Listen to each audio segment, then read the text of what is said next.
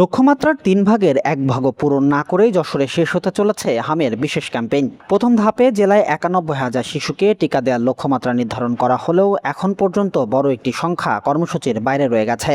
এদিকে সরকারি ছুটির কারণে শুক্রবার জেলায় টিকাদান কর্মসূচি বন্ধ থাকবে। ফলে নির্ধারিত লক্ষ্যমাত্রা পূরণ করতে হলে আগামী 18 এপ্রিল শনিবার কর্মসূচির শেষ দিনে স্বাস্থ্য বিভাগকে 31,175 জন শিশুকে টিকার আওতায় আনার বিশাল চ্যালেঞ্জ মোকাবেলা করতে হবে। যশোর সিভিল সার্জন অফিসের সর্বশেষ তথ্য অনুযায়ী গত 5 এপ্রিল কর্মসূচি শুরু হওয়ার পর থেকে এ পর্যন্ত জেলায় মোট 59,825 জন শিশুকে হামের টিকার আওতায় আনা হয়েছে। এমন পরিস্থিতির জন্য সংশ্লিষ্টদের অব্যবস্থাপনা ও প্রচারণার অভাবকে দায়ী করছেন অভিভাবকরা। তাদের অভিযোগ, সরকারের এই গুরুত্বপূর্ণ উদ্যোগটি নিয়ে এলাকায় ব্যাপক প্রচারণা না থাকায় অনেক শিশু টিকার আওতার বাইরে রয়ে গেছে। আমরা তো দেখতেছি যে আজকেই বন্ধ হয়ে যাবে। আমরা এই যে আসছি, এসে এরপর থেকে আর পাবো কি না সেটাও আমরা জানি না। এর আগে থেকেও চেষ্টা করছি, কিন্তু এর আগেও বন্ধ ছিল।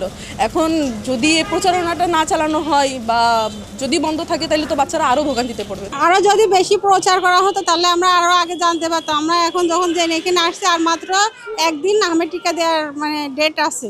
আরও আগে দিলে ভালো হতো। এখন তো তাড়াহুড়ো করে এসে এখন সবাই দিতে পারবে কি পারবে না এটাও তো আমরা জানি না।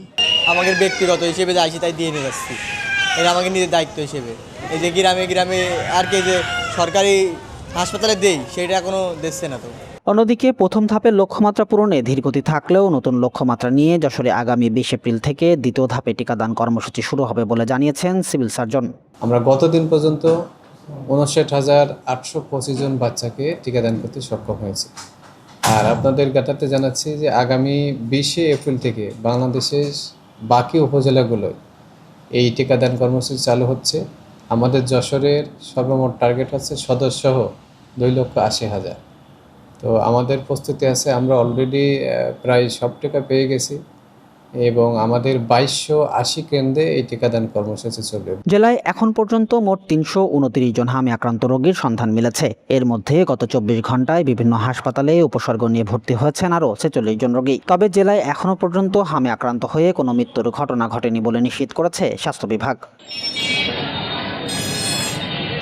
সুবর্ণভূমি ডেস্ক, যশোর।